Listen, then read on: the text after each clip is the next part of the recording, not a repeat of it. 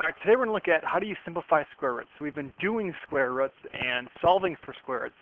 And when we graph these, we really wanted to make sure that your square roots were even underneath so that it was easy to do. What happens if they aren't easy underneath?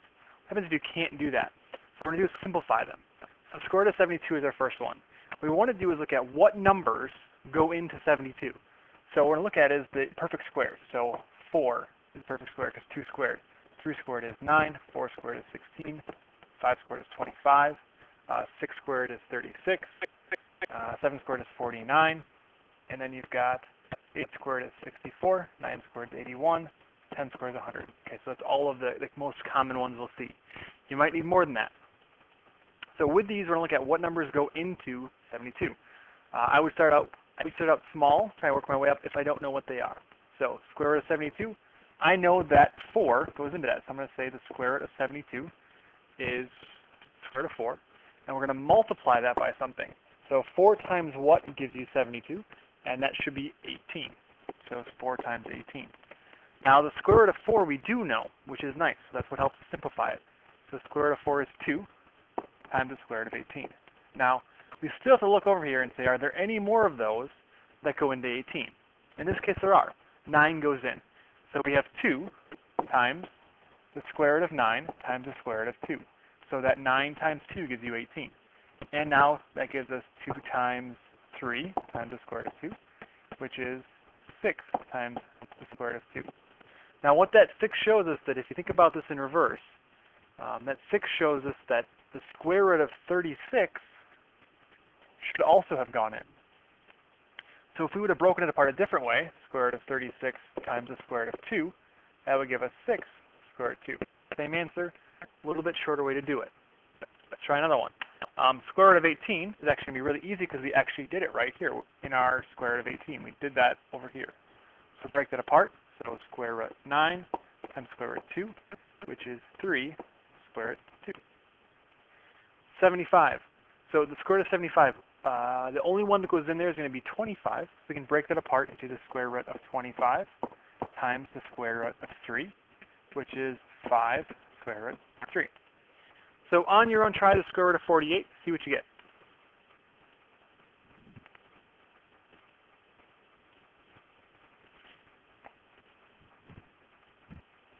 All right, so you should have had time. Square root of 48, the numbers that go in there are 16 actually goes in. So 16 times the square root of 3, which gives you 4 square root of 3.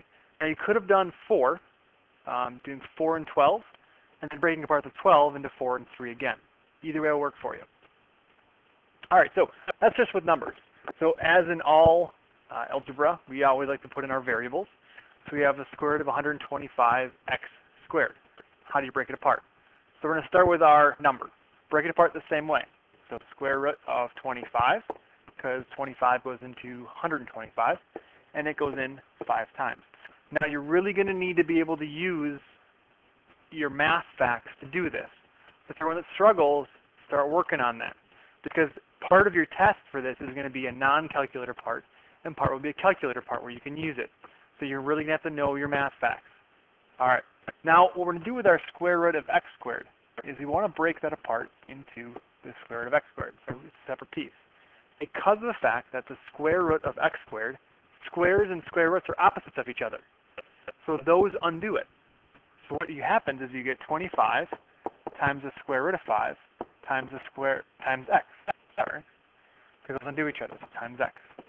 So to simplify it, we just do 25x square root of 5. Okay, so 49b to the third, t to the fourth, and the square root of all that. So square root of 49 is a perfect square, so that's easy.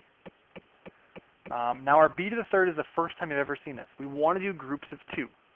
So what we're going to do is we're going to say, okay, b to the third, so that's the square root of b squared, because those two will undo each other, times the square root of b. And that one we're not going to be able to do anything with, because it's just to the first power. In our t to the fourth, we're going to do square root of t to the second, times the square root of t to the second. And those are going to be able to be done. So now we go through and solve it all out. So this becomes a 7 times b times the square root of b. Square root of t squared is t times the square root of t squared, which is also t. Now we just pull stuff back together. So we have 7b. Now we've got two t's multiplied together. That means you have a t squared, because t times t is t squared. And then our square root of b gets put at the end. All right. So last one of this kind, the square root of 64x squared divided by, the square root of 64x squared over 8y to the 9th. So first thing we're going to do, split it apart into two pieces. 64x squared all over square root of 8y to the 9th. And we're going to deal with each of them separate. So what I want you to do is on your own, try and simplify this top and simplify the bottom, and don't worry about the rest. So just simplify those two separately.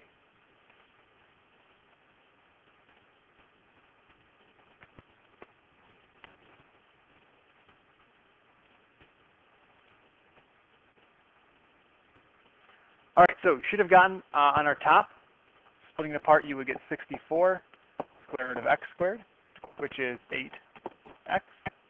And on the bottom, you would get square root of 4 times the square root of 2 times the square root of y squared times the square root of y squared times the square root of y squared, so that's 6 of them, times the square root of y squared times the square root of y. So y squared, so there's 4y squared, which is 8 of them, and the square root of y is the 9th one. So now we're going to put it together. So what we have on the top is still our 8x all over, and the bottom, square root of 4 is 2. We have a square root of 2, which we can't do, so there's our square root of 2.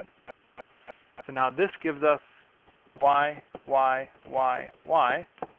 So all those are multiplied together, which gives you a y to the 4th. Which gives me a y to the 4th. And then I have this lone little square root of y over here, so that goes underneath as well. Now one last piece, we can do 8 divided by 2. So those will cancel out and leave a 4 up here. So your final answer would be 4x over y to the 4th square root of 2y. All done. Okay. So one last piece we've got today, after we've got that. One of the big no-nos in square roots is you cannot leave a square root in the denominator. You have to leave it in the numerator. So can't have it in the bottom, have to have it in the top. So with this one, how you do that, we do something called rationalizing.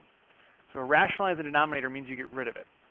So what we're going to do is we're going to multiply by the bottom. So square root 3 over square root 3. So what happens is you multiply straight across, just like any fraction. 2 times the square root of 3 becomes 2 square root 3. Square root 3 times square root 3 is the square root of 9, which is really just equal to 3. So 2 square root 3 over 3. And then it's okay.